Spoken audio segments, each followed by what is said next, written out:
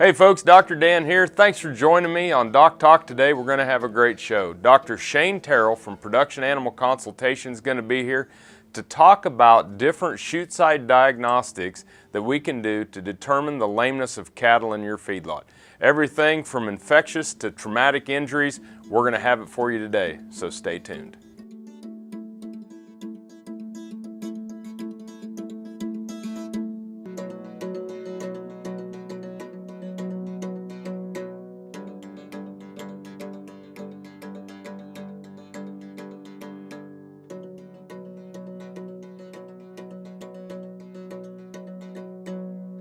Closed captioning brought to you by Ag Promo Source. Together we grow. Learn more at agpromosource.com. This segment brought to you by Kansas Regenerative Medicine. Your stem cells, your health, your life. Well, Dr. Shane, welcome to the show. Thank you. Well, I appreciate you having me on. You bet. Folks, Dr. Terrell, he's a DVM and a PhD. Is one of the veterinarians for Production Animal Consultation, otherwise known as PAC. Great to have him on the show. Find him a time when he can get down here out of Nebraska into Kansas. And we're going to talk about the foot, basically about lamenesses and things to that nature. But your dissertation and your research, you've done a lot of work on cattle feet and different abnormalities. So can we just kind of start out by talking a little bit about the foot and some of the common things that we see? Absolutely. And when we think about diseases of the foot or causes of lameness, we think about first infectious causes, which is probably the ones that are most common. So we have foot rot, hairy heel wart, are diseases that are problems of hygiene, muddy pens that have a bacterial component that creates an infection. Other common causes that we didn't think was as common until we started doing a little more aggressive diagnostics, looking a little more directly at some of these causes would be toe abscesses, sole abscesses, lacerations.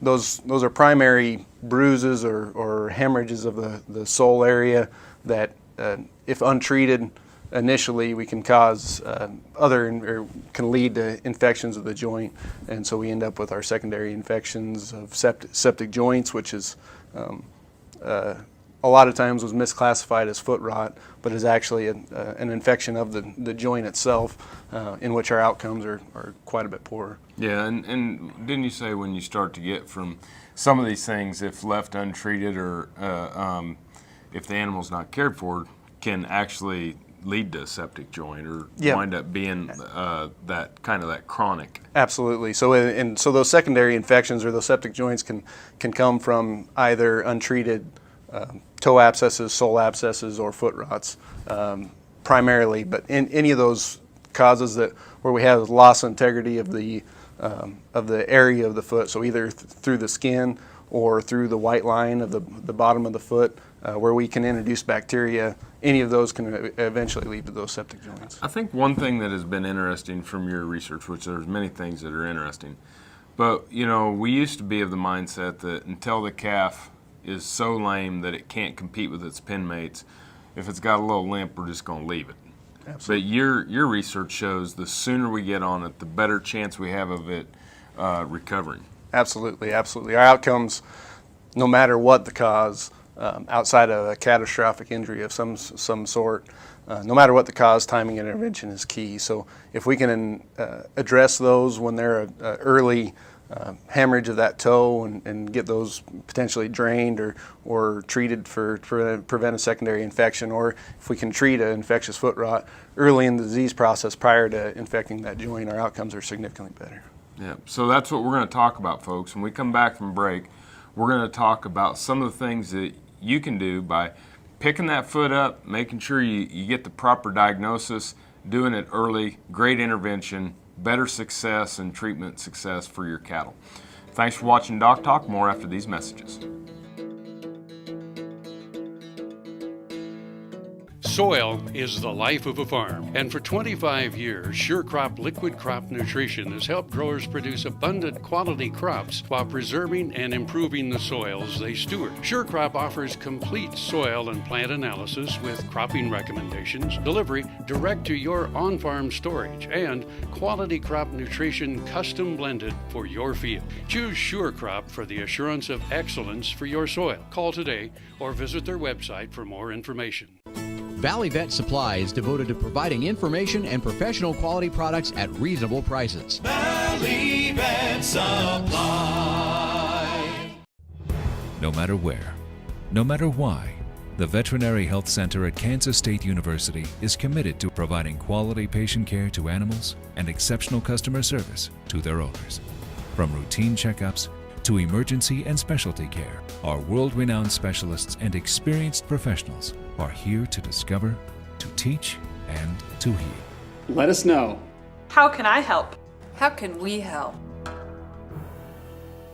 This segment is brought to you by Santa Fe Trail Meats in Overbrook, or visit us online at sftmeats.com. Hey folks, welcome back to DocTalk. Dr. Dan Thomson here with Dr. Shane Terrell, who's a DVM PhD, heads up research and also is a practicing veterinarian for Production Animal Consultation. He's located in Nebraska, and we are talking about lameness and about early diagnosis in the foot. And you have some tools here. Yep. that you're going to talk to us about for a little bit. Absolutely. If we're looking at intervening for a lot of our causes, first we got to make sure that we have the tools in place so we can first properly diagnose those animals, and secondly properly treat those animals. So the first thing that we need to do is make sure that we provide an environment that's safe for both the animal and for the caregivers who are trying to diagnose those animals. So the first thing we need to do is either consider tilt tables for proper restraint of the animal. If we don't do that, what I utilize primarily is a rope and a pulley system to lift up those feet to make sure that we securely get those feet secure so we can properly diagnose those animals. And I think a lot of people, and I can remember back to my dad and myself in practice, when you pick that foot up, have your wash bucket and a scrub brush, get that thing cleaned up so you can really see what you're dealing with. Yep, absolutely. Clean that foot up. Once we clean that foot up, then we're going to go ahead and do some further diagnosis where some of these tools come into play. So the most important thing that we can have around is a pair of hoof testers. You've probably seen farriers possibly have these around, or your veterinarians try for equine lameness diagnosis. But it's an important tool to identify areas of sensitivity in that foot. So when we're looking at specifically toe abscesses and sole abscesses, we'll take the hoof testers, go ahead and squeeze, and it'll be a pretty firm squeeze on that toe to try and either we'll identify a pain response where that animal is going to flinch or try and move its foot based on the pain response, or else we could find a very soft empty socket where there was an abscess that's gone ahead and either moved out through the coronary band or into the joint itself. When we're testing the sole, across the sole, we're going to take the hoof testers and we're going to go ahead and squeeze across the back of the bottom of the foot and the sole about 2/3 of the way back.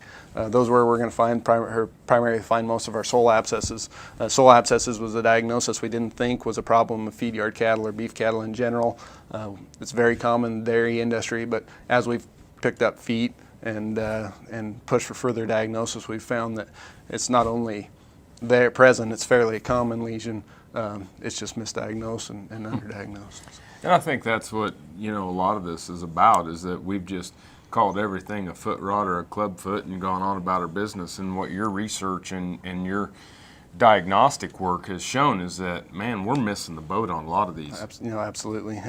And that's what we've called, again, foot rots commonly are septic joints that are secondary to some of these primary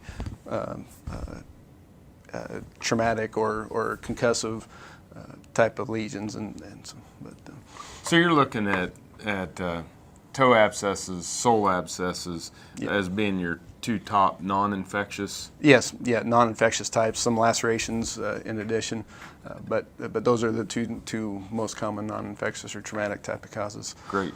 Well, we got to take a break here, but when we come back, we're going to talk about what we're going to do when we get that calf's foot picked up, some of the things that we're going to do on diagnosis, and some of the tools to help treat them. You're watching DocTalk, and we're glad you joined us. Buying a car shouldn't be this hard. And at Brown Chevrolet Buick in Wamego, it isn't. It's actually awesome. Whether you want a new or used car or truck, Toby's team can make the deal. Even if you want to custom order a new car or truck, Toby's team can make the deal. See Toby's team at Brown Chevrolet Buick in Wamego. We're awesome. Grain sorghum is one of the most important cereal crops worldwide, and Kansas leads the nation in its production. Over the years, sorghum has been either exported, used in animal feed domestically, or for other industrial uses. Recently, its use in the ethanol market has seen tremendous growth, with 30% of domestic sorghum typically going to ethanol production. Kansas Grain Sorghum is committed to sorghum research, market development, and education. Learn more at ksgrainsorghum.org. The BQA Tip of the Day, sponsored by Beringer Engelheim Vetmedica Inc. Howdy, this is Kurt Pate with the Tip of the Day. When I go to a ranch or a farm or a feed yard or something, the places I like to look is their tack rooms and their medicine rooms. If they're organized, clean, and taken care of and ready to do anything on the farm or ranch, I can tell that place is pretty organized. So I try to do the same thing with my place. I keep my saddle room real nice and organized. I keep my medicines that don't need to be kept from freezing in a real organized, clean place that nothing can get to. I have found when you keep things clean and organized, it makes it more effective and efficient on the ranch.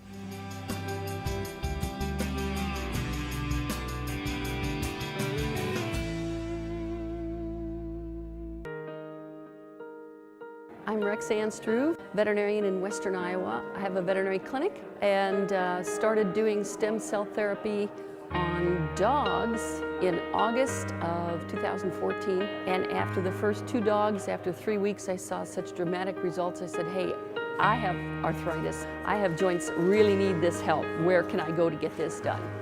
I had stem cell therapy done in November of 2014 on my finger joints, my hip, and the ball of my left foot, all of which I'd had real severe problems with. Saw a pretty dramatic improvement in a short amount of time. I would certainly recommend that somebody don't wait until I'm in the position that I was in with the damage already done to my joints. I encourage veterinarians to use it for their animals, and I encourage anybody who sees this video, if you have need, get in contact with these people because this is a phenomenal place to have this done. Next time you see a beautiful field of corn, reach out and thank the farmers who work tirelessly to raise corn for livestock feed, renewable fuels, and exports to feed a growing world population. The farmers on the Kansas Corn Commission work for Kansas Corn with grower-funded checkoff dollars that support foreign and domestic market development, research, promotion, and education to expand opportunities for Kansas farmers. To learn more, visit kscorn.com. This segment brought to you by Kansas Soybean Commission. Progress powered by Kansas farmers. Folks, welcome back to DocTalk. Dr. Dan Thomson here with Dr. Shane Terrell. We're at Kansas State University, and Dr. Terrell is a veterinarian who practices with Production Animal Consultation, and he also heads up their research as the research director. But let's talk about, let's start out with foot rot. Mm-hmm. Okay, I pick up the foot. What am I going to see with foot rot? So foot rot, typically we're going to see symmetrical swelling. Between those two claws, we're going to see even swelling between those claws. That's going to cause those claws to go ahead and separate to some degree. When we smell that foot, we're going to have a necrotic smell. The bacteria, the name of the bacteria is Fusobacterium necrophorum, which in itself says that necrotic or really foul smell. So we'll have those. Those will be the most diagnostic. So if we see that animal with the symmetrical swelling at the chute, we don't need to necessarily lift that foot unless we see swelling above that up into the joint itself. And so that's the one instance where we can go ahead and leave that foot down, just treat it for foot rot and move on. So. Okay.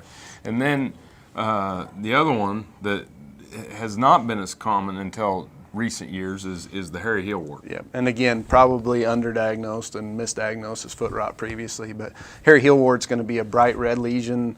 Typically there's different stages, M1 through M4 stages of that, but in general it's a very painful lesion on the back part, between the claws on the back side of the heel area.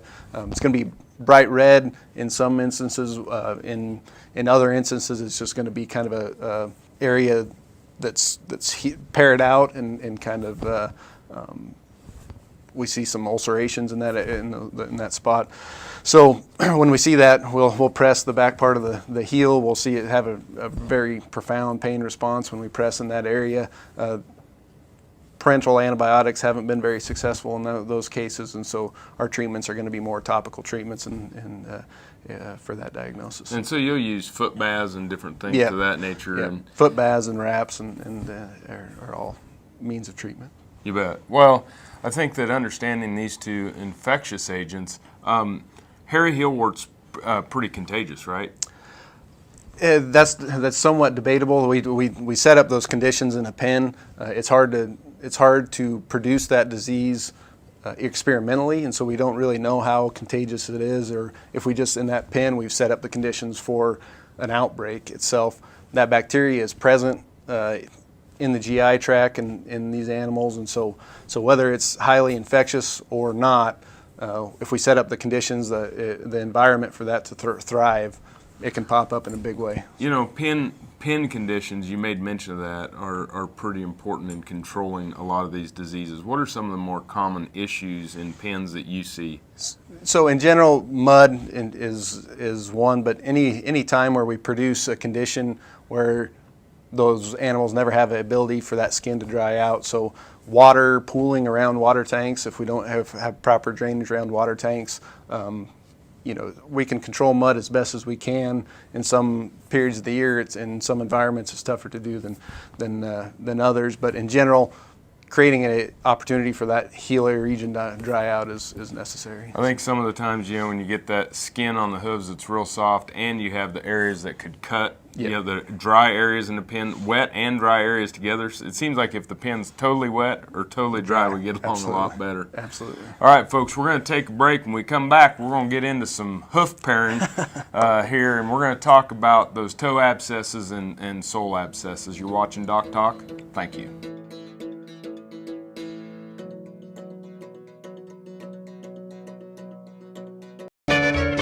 Ag Promo Source is a unique group of marketing specialists with one mission: help your ag business grow. Each affiliate has their own area of expertise, and they work together to bring you advice, products, and services. To get started, visit agpromosource.com. Ag Promo Source. Together we grow. KFRM is one of the largest farm radio stations in the nation, dedicated to informing and entertaining rural listeners from northern Oklahoma to southwestern Nebraska. You can catch KFRM in many ways. Of course, 550 on the AM dial, streaming at kfrm.com, or on your smartphone by going to the TuneIn Radio app, or on Ag AM in Kansas on Tuesdays and Facebook every day of the week. KFRM, tune us in. You'll be glad you did. This Meet the Future Veterinarian is brought to you by Zuprevo. Choose confidence. Choose Zuprevo for BRD treatment. Ellen Unruh grew up in East Central Kansas and earned her bachelor's degree in animal science from Kansas State University before attending veterinary school there. She is currently working on her master's degree in veterinary biomedical sciences, studying heat stress in feedlot cattle. Upon graduation, Ellen will focus on food animal medicine and do beef cattle research work. Broadband has become as important to us as highways. That is why DocTalk is teaming up with NTCA, the Rural Broadband Association, and rural broadband companies like Blue Valley Telecommunications in fighting for quality broadband access through the program Smart Rural Communities. I don't think we have any idea what's coming in the future. I couldn't have imagined 5 years ago what we're doing today. So in 2 years, I would guess there's things we can't imagine that we're going to be doing. To learn more, visit ntca.org/smart or bluevalley.net. Healthy cows start with the new hired hand automatic livestock sprayer. Rancher invented to provide an efficient alternative to pour-on and injectable parasite management systems. The portable design allows cattle to treat themselves head to hoof. Strategic device placement with pass-through activation technology takes the stress out of parasite treatment for cattle and the rancher, leaving more time to tend to other vital tasks on the farm. To learn more, visit cowsprayer.com. The new hired hand makes healthy cows easy. This segment brought to you by Kansas Farm Bureau, the voice of agriculture. To join today or more information, go to kfb.org or find us on Facebook and Twitter. Hey folks, welcome back to Doc Talk. Dr. Dan Thomson here with Dr. Shane Terrell. He's with Production Animal Consultation, where he's a veterinarian and also has his PhD in production animal medicine, working on lameness. And so talk to me a little bit. We hadn't got to the nippers and the knives.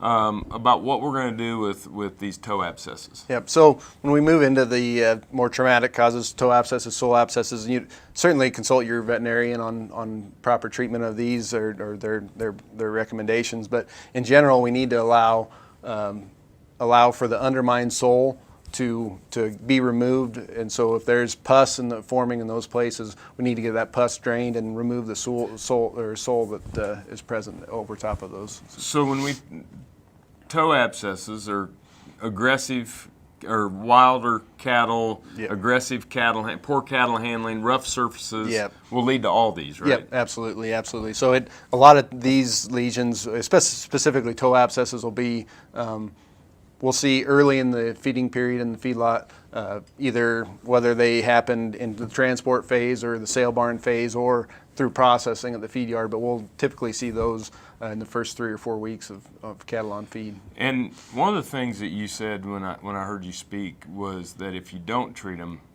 that abscess is going to go somewhere. Yep. And where are the 3 places it can go? In general, it can either move up into the joint and, yep. and set up in the joint, and that's when we get septic joints. The second opportunity is for it to come up the hoof capsule and come out the coronary band, and so it'll come to that hoof to skin junction somewhere, and if it does, that'll lead opportunities for other secondary pathogens to come in and cause an infection. Or the third place is to go out the bottom of the foot in the white line area. Very few of them we see do that. Most of them move up somewhere, but if we don't do something with these, a lot of times will lead to septic joint. And I heard you say one time that you have a calf that's lame and the next day it's not lame. Sometimes those things will bust and they'll feel a little bit better, but then they just go down. It doesn't mean our outcomes are better. Yeah, right. Exactly. So tell me a little bit about what we're going to use and what we're going to do. So I use a hoof nipper. We can have 10-inch to 14-inch hoof nippers in a chute. When I lift up the feet, I like the smaller ones myself, but what our goal is to provide an opportunity for those toes to drain, those toe abscesses to drain. What I'll do is I'll make I'll nip that toe perpendicular to the ground to provide opportunity for that pus to drain forward, not down. So we don't want to cause a hole on the bottom of the foot, so we get more dirt and mud into that area. So, and every time that foot steps down, it's going to work like a piston and push that pus out of there. So it's going to work to our advantage there. So that's going to be important for the toe abscesses. When we move into the sole abscesses, what we'll want to do is find that, and what we're going to do is actually pare any undermined sole out, kind of like an apple, like a bad spot in an apple, and we'll just keep taking that sole out until we get to the junction of true tissue from the sole, and just remove all that undermined sole where we've had pus in before, and that'll allow a new horn to grow in over top of it and provide a place for that to drain. And if you were going to use these, make sure we have the proper sharpening equipment. This is a rubber wheel and a felt wheel. If we have dull knives, we aren't going to get anything accomplished. So make sure we invest in the $70, $80 investment to make sure these knives are effective. Well, thanks a million for all you're doing, and thanks for bringing this awareness to our industry. Really appreciate it. Oh, thank you. Great work. Folks, thanks for watching Doc Talk. Remember, always work with your local veterinarian, and if you want to know more about what we do here on the show, you can find us on the web at www.doctalktv.com. I'm Dr. Dan Thomson here with Dr. Shane Terrell. Thanks for watching Doc Talk, and I'll see you down the road. Closed captioning brought to you by Ag Promo Source. Together we grow. Learn more at agpromosource.com.